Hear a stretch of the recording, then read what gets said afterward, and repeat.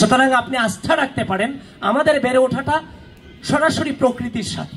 প্রকৃতি আমাদেরকে বেড়ে তুলেছে, কেউ আমাদেরকে সিলেবাস পড়িয়ে অথবা নির্দেশনা দিয়ে আমাদেরকে এখানে পাঠায়নি। আপনি জেনে হয়তো আনন্দিত হবেন, আমি যে বাংলাদেশ জাতীয়তাবাদী ছাত্রদল মনোনীত প্যানেলের ভিপি পদে মনোনীত হয়েছি, সেটাও কিন্তু আমাদের পার্টির অভ্যন্তরীণ নেতাদের নির্বাচনের মধ্য দিয়ে, আমাদের যে সাংগঠনিক প্রক্রিয়া সেখানে ভোটাভুটির মধ্য দিয়ে আমি নির্বাচিত হয়ে এসেছি। সুতরাং এইটুকু আপনাদেরকে আশ্বস্ত করতে পারি যে এখনো পর্যন্ত শিক্ষার্থীদের স্বার্থে, বাংলাদেশের স্বার্থে কোনো অন্যায়ের সাথে এখনো পর্যন্ত 2016 সাল থেকে এই 25 পর্যন্ত দাঁড়িয়ে আছি, আপোষ করিনি। সুতরাং নেতৃত্বের গার্ডস, নেতৃত্বের সততা অত্যন্ত গুরুত্বপূর্ণ। বার্গেনিং এর চেয়ে নেতৃত্বের সততা অত্যন্ত গুরুত্বপূর্ণ। আমরা সেই সততাকে বিলম্ব করে দাঁড়িয়ে আছি। আমরা বিশ্বাস করি, আমরা সাধারণ শিক্ষার্থীরা যেটা চাই, সাধারণ শিক্ষার্থীদের কণ্ঠস্বর হবে আমাদের কণ্ঠস্বর।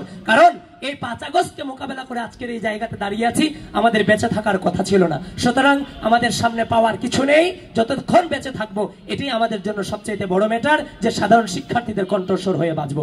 সুতরাং কোনো চ্যালেঞ্জই আমরা চ্যালেঞ্জ মনে করছি না, কারণ আমরা বেড়ে উঠেছি প্রকৃতিকে ধারণ করে। প্রকৃতিকে যেদিন ধারণ করা ছেড়ে দিব, সেদিন আমি বুঝে নিব আমার ধ্বংস অনিবার্য।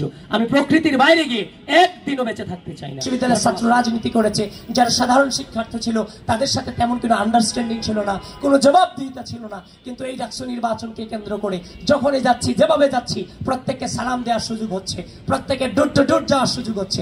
এই যে আমাদের মাঝে এবং সাধারণ শিক্ষার্থীদের মাঝে এই যে একটা কমিউনিকেশন, তারা আমাদের কাছে প্রশ্ন করছে, আমরা জবাবদিহিতা করছি, এটাই ছিল এত বছরের দীর্ঘ সংগ্রামের সবচেয়ে বড় অর্জন। কি হারে আর কে জিতে সেটা আমরা জানি না, তবে একটা কথা বলে যেতে চাই, 1971 সালের মহান মুক্তিযুদ্ধ, 1990 এর গণ অভ্যুত্থান, 24-এর ঐতিহাসিক গণ অভ্যুত্থান, সকল ধারণাকে, সকল স্পিরিটকে ধারণ করে আমরা এই বাংলাদেশকে এগিয়ে নিয়ে যেতে চাই।